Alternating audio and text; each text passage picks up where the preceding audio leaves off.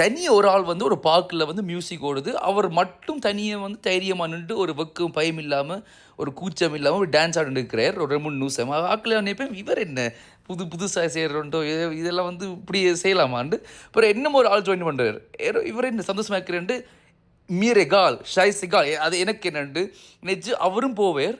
இப்போ வந்து 2 ஆட்கள் நிற்கிறேன், ஒரு ஆள் தனியே ஒரு ஆள் தனியண்டா ஒரு வெக்கம் கூச்சமாக இருக்கும் எல்லாருக்கும், அது எனக்கும் இருக்கும். அதர் புதுசாக சொல்லுங்க என்றால் தொடக்கத்தில்.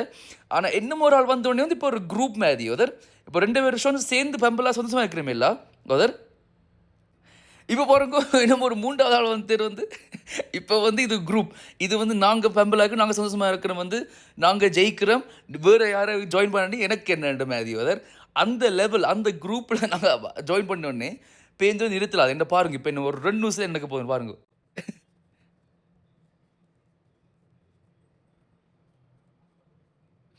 இப்போ வந்து பார்த்தீங்க இவ்வளோ ஆட்கள் வந்தேன்ட்டு. இதே மாதிரியே எனக்கு இவ்வளோ தமிழ் ஆட்கள் தெரியும்.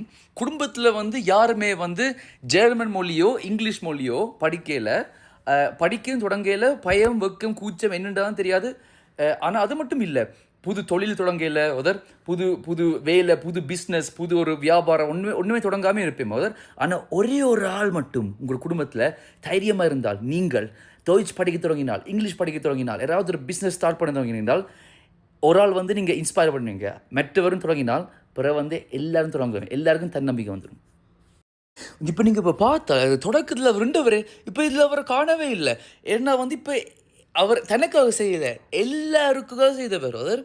அதே மாதிரி வந்து நீங்கள் வந்து உங்களோட குடும்பத்தில் தன்னம்பிக்கை வச்சு ஏதாவது நீங்கள் தொடங்கினால் அதர், அப்போ நீங்கள் வந்து வேறு எல்லாரும் இன்ஸ்பயர் பண்ணுவீங்க குடும்பத்தில்.